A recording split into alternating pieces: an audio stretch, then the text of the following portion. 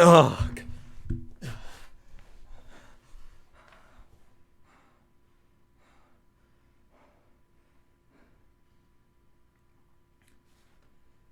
After nearly dying and knowing what trauma feels like,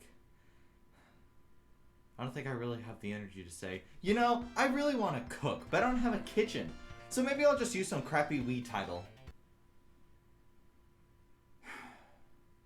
I just don't.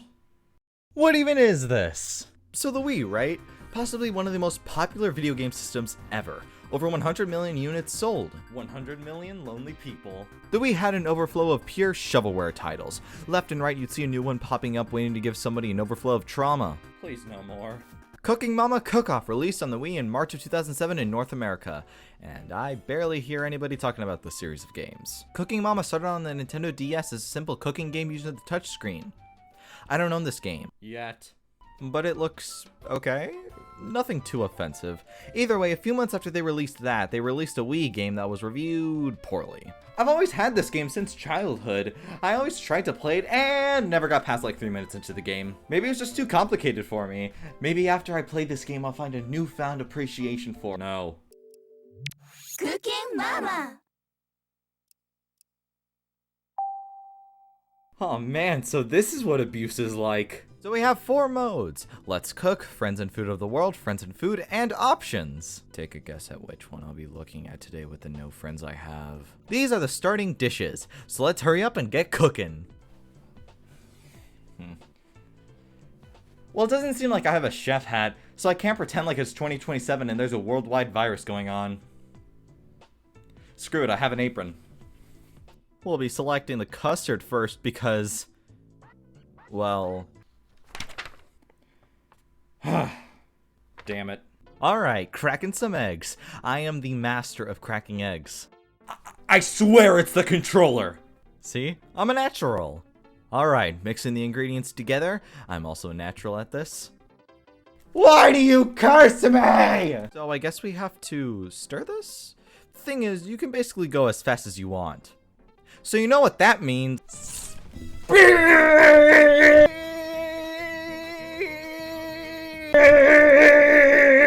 And that's how you get put on a list. So now we have to pour the batter into some cup-like things. It's easy enough, and then after that we have to throw this shit onto the plate, and it's weirdly hard. The way you throw the custard is weird. It's almost like every single time I failed because... Now that was spooky. Take that, spirit! So technically, we failed that, so let's just move on to the next one. Next is the minestrone. Not yet! First, we gotta take off the top, which is easy enough. Then we gotta peel a potato, which is like trying to play Sonic Adventure 2 without wanting to rip your eyes out. After that, it's peeling a carrot, which is almost the same as doing the potato. I'm noticing a trend of cutting stuff. Then we have to cut up the stuff we just peeled. Yep, definitely a trend. So now we have to cut the bacon, and I feel like now is a great time to mention the amazing motions you have to do in order to play this game. You see that little Wiimote in the bottom right corner? That's supposed to show you what motion you're supposed to do in order to complete the task. But you don't have to do it with the Wiimote looking right at the sensor bar. Meaning... I don't know how I got here, but I'm loving it. Next we fry up the stuff we cut up.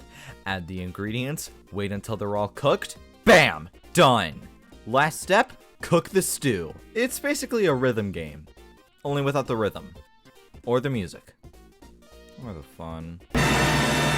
That's not scary. In fact, mothers are the least scary thing. Actually, the only scary thing that would be able to scare me would be if some god-controlling Halloween scared me right now. Hey. Ah! Next up is the Wait a sec, you're still here? Next up is the mochi. First we add the water. Oh! Next we stir the water.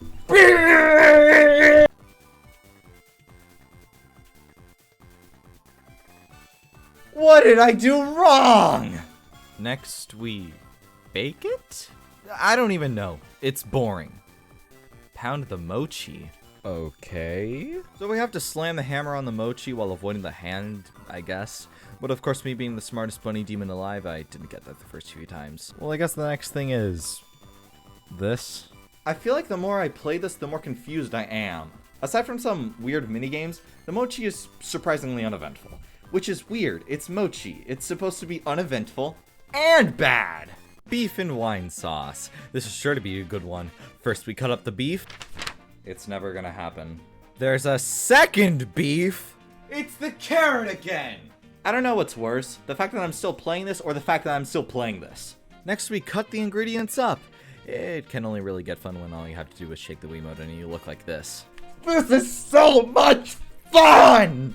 Now we put all of it together. Can you tell how hungry I am based off of how fast this is going? Now we put all of it together. Season the meat, butter the pan, fry it up. Stop teasing me, you give me the food! Add the finishing touches, and it's done. Now that we're done with all that food, let's go try it out. Why did I do that? Scrambled eggs, my favorite meal to cook. I am the supreme master of cooking scrambled eggs. So first we have to crack 5 eggs!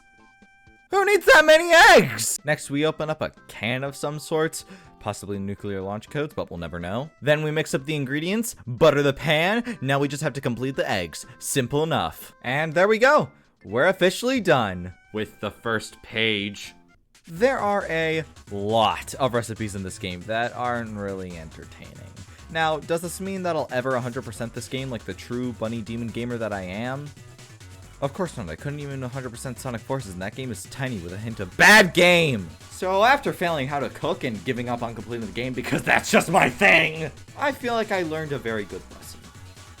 That chefs are idiots! I made a minestrone with a Wiimote and you didn't!